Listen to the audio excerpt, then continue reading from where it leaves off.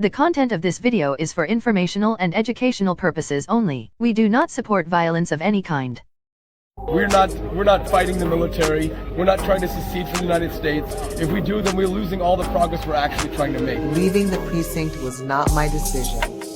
I got shot on 11th and Pike. How long do you think Seattle and those few blocks looks like this? I don't know. We could have the summer of love. 19-year-old Lorenzo Anderson died the early Sunday morning. Young was shot. I wasn't here last night. I got the call around like 1 o'clock in the morning. I rushed down here. The police wasn't even down here yet. There wasn't no police down here, nothing yet. My little brother was in a tent. They hid my little brother from me for the longest. I thought my little brother was at a hospital. They hid my little brother from me for the longest. I didn't see where they had my little brother at until about 9 o'clock this morning, and the table was covered in blood. And they told me that table wasn't covered in my little brother's blood. Well, my little brother was the only one that died here. My little brother was the only one that was carried to a table here. The other victim drove themselves to the hospital. So why did they lie to me about what was on that table? You know what I'm saying? On top of that, we asked them about, maybe moving the table or something, It's a problem with that too as well. Is the table still there? The table's right there, Yeah, no, that's the... I've never had any type of respect for authority, but as far as this chop, y'all need to figure out some type of authority, some type of leveling system or something, because that's not gonna work, not for me. Y'all screaming Black Lives Matter. Yesterday was Juneteenth, that's the day that the slaves were freed. You feel me? Y'all should have been prepared for niggas to be out here. There's a difference between black people and niggas. What y'all had out here last night? Watch that nigga, bro. What y'all had out here last night was niggas, Them wasn't African Americans, African Americans, we can do shit civilly, That Washington become lawless. It's bad. There gonna be 50 deaths about my brother. But we don't even want that. I'm trying to stop the bloodshed on the streets, Because it's the simple fact that my little brother got taken from me, and I'd be damned if one of my little bros get taken from me. Because if one of them get taken from me, y'all gonna see a whole another side of me. I'm going to jail for life. Promised. It's promised. I love these little guys to death, bro. For real. And are you out here, and you said that you're out here tonight, you'll be out here every night? Is that because it's like this, it brings you some kind of sense of feeling? It's not even that. It's just, we're here for a minute, This is my block now, My little brother died on this block, bro. So we gonna be here for a minute.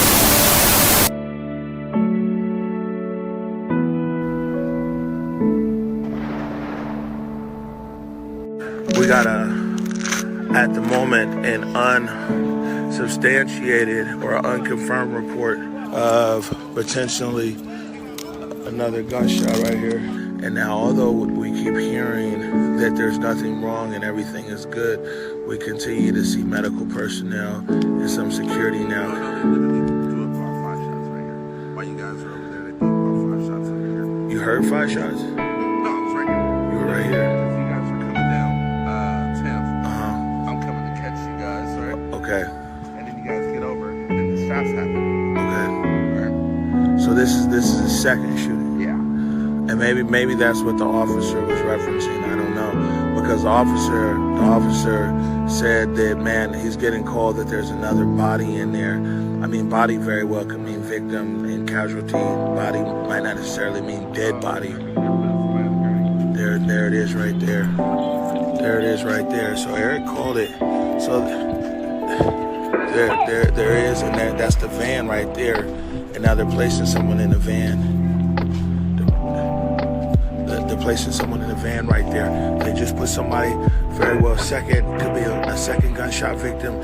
Eric said that he saw,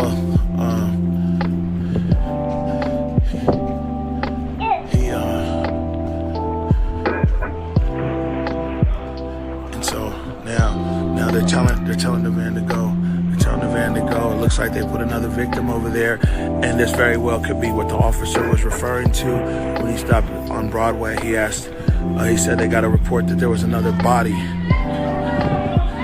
Okay, and now this van is now leaving.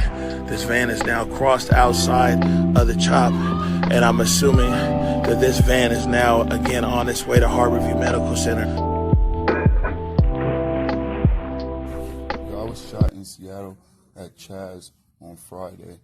The cops left me out there to die. I need help with somebody in legal or media to get my story told and get it out there.